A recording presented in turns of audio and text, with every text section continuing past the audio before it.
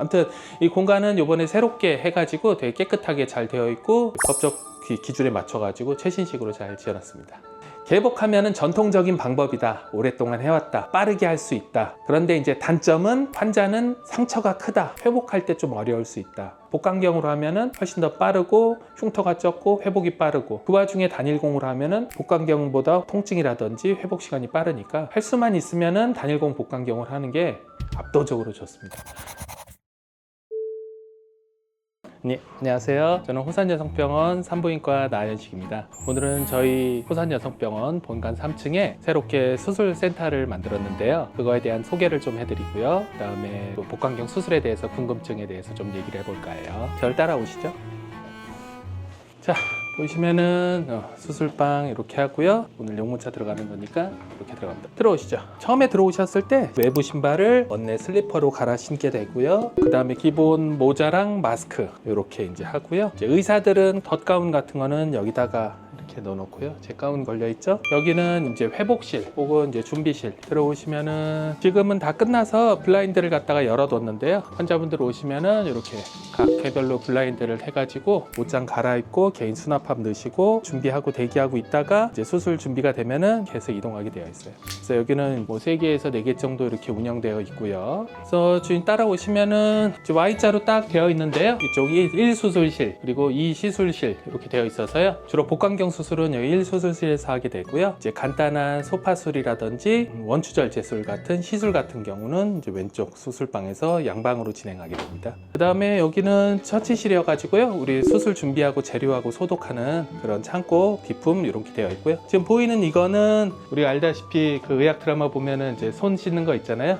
이렇게 하고 나서 딱 하고 들어가는, 그래서 이렇게 무릎으로 누르면은 자동으로 물이 나오고 소독하고 무릎으로 누르면은 이제 다시 멈추고, 예전에는 이제 비누도 해가지고 했었는데 요즘에 이거는 쓰지는 않고요. 요즘엔 일회용으로 이렇게 해서 하고 버리고 이렇게 한 상태로 이제 진행하게 됩니다. 평상시 들어갈 때는 버튼을 눌러서 들어가긴 하는데 씻은 다음에는 손을 다 여기 오염되면 안 되니까 여기 아래 보시면은 이걸 발로 밟으면은 열려서 이제 이렇게 하게 됩니다. 자, 들어와서 여기 전체적으로 한 번만 쭉 봐주시겠어요? 새롭게 수술방을 해가지고 현대적인 시설로 똑같이 했고요. 저는 여기 들어오면은 마치 우주선에 들어온 것 같아요. 안에가 번쩍번쩍하고, 뭐 천장에는 무형등이 있고요. 시계도 봐요. 수술 시간, 마취 시간 해가지고 컨트롤하게 되어 있습니다. 왼쪽에는 각종 장들이 쭉 차지하고 있고, 제일 중요한 거는 이제 복강경 수술 기계 본체, 각종 에너지 디바이스를 사용하는 그 에너지 디바이스 이렇게 4개 정도 되어 있고요. 위에는 이제 마취 기계가 되어 있어요. 그 가운데는 이제 환자분 하기 위한 수술대 이렇게 되어 있습니다. 그래서 환자분은 먼저 수술대에 누워가지고 소독하고 준비해준 상태에서 이제 마취가 시작되고, 그 다음에 소독포를 깔고, 그 다음에 준비가 다 되고 나면은 이제 제가 들어와서 이제 수술을 하게 되는 거죠. 아무튼 이 공간은 이번에 새롭게 해가지고 되게 깨끗하게 잘 되어 있고 법적 기준에 맞춰가지고 최신식으로 잘 지어놨습니다. 기본적으로는 수술방은 어느 한 사람만을 위한 공간은 아니거든요. 팀으로 이렇게 된다고 그러잖아요. 그렇기 때문에 동선이 꼬이면 안 돼요.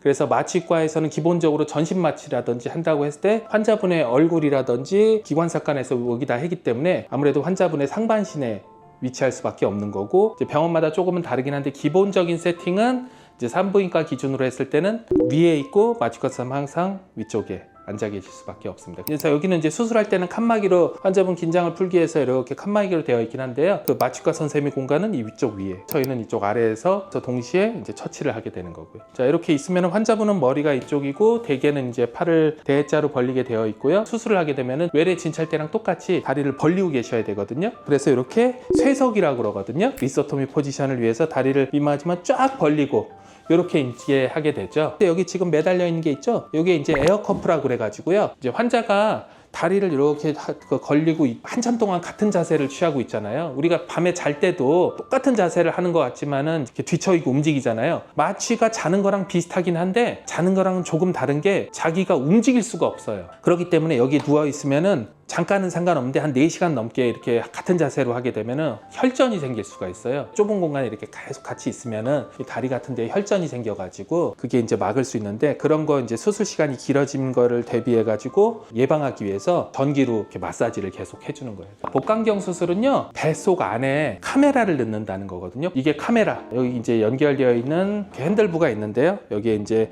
필요한 기구 어댑터를 붙여가지고 뱃속 안에 들어가는 카메라가 연결이 되고요. 그 다음에는 카메라만 있어서는 보이지가 않아요. 광원이 있어야 돼요. 라이트 소스, 광 케이블로 되어가지고 카메라랑 연결하면은 안에를 들여다볼 수가 있어요. 그래서 이제 이게 본체로 연결돼서 모니터 4K로 해가지고 해상도 높게 해가지고 모니터를 하면서 수술을 하게 됩니다. 그 다음에 이제 가장 중요한 포인트는, 이제 광원이 있고 본다 하더라도 우리가 이불 속에 밤에 이렇게 뒤집어 쓰고 핸드폰 딱 키면은 환하니까 보이긴 하는데 공간이 좁죠. 이불이 덮여 있으니까. 이때 한번 이불을 확 피면은 안에 공간이 넓게 되니까 그 공간이 이제 제대로 볼 수 있잖아요. 마치 텐트 치듯이. 마찬가지, 뱃속도 그냥 들여다만 봐서는 복벽에 의해서 낮춰져 있기 때문에 공간이 없어요. 그러면은 어디가 혹이고 어디가 정상인지 구분할 수도 없을 뿐더러 공간이 없어서 안전하게 수술할 수가 없어요. 그렇기 때문에 그 공간을 완전하게 확보하기 위해서 기복이라는 거래요. 기복은 이제 공기를 뱃속 안에 채운다. 쉽게 얘기해서 풍선을 부은다고 생각하시면 돼요. 이제 뱃속 안에 가스를 불어주면은 이제 기복기가 있어가지고 공간을 확보하게 되면은 공간 안에서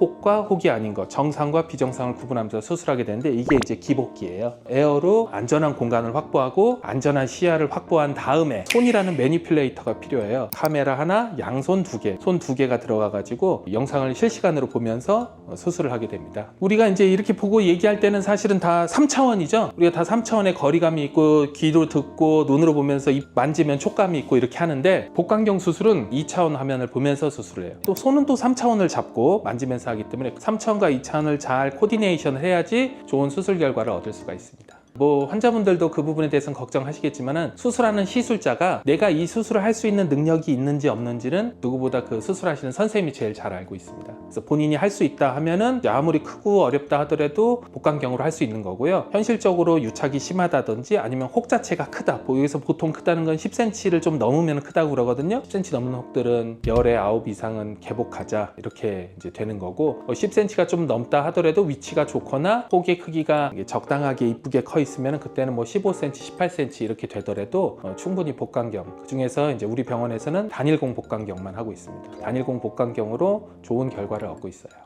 보통 수술 시간은 얼마나?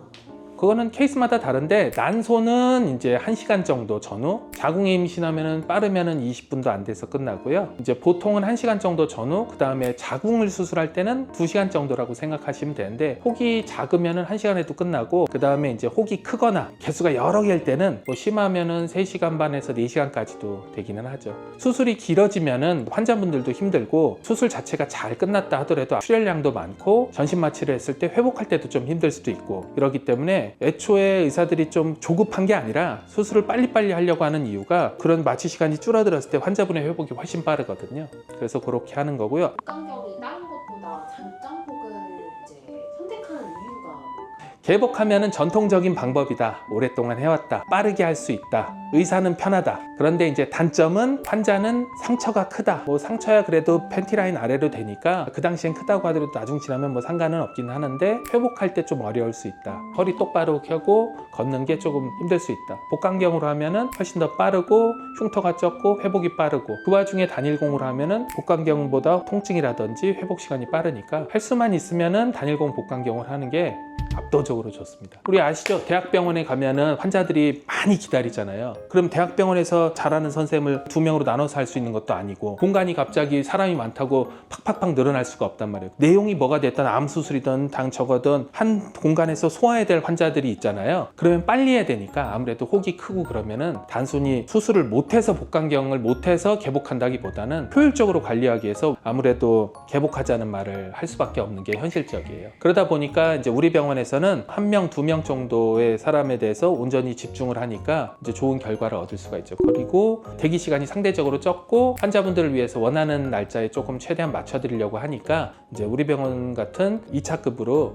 오셔가지고 이제 수술 스케줄을 좀 더 빨리 잡아서 단일공 복강경으로 하는 그런 케이스가 왕왕 있습니다. 근데 그 단일공 복강경이 가능한 수술들을 전부 기본적인 이 수술방 소개는 여기서 마무리하고요. 이외 얘기는 조금 앉아서 얘기하도록 할게요.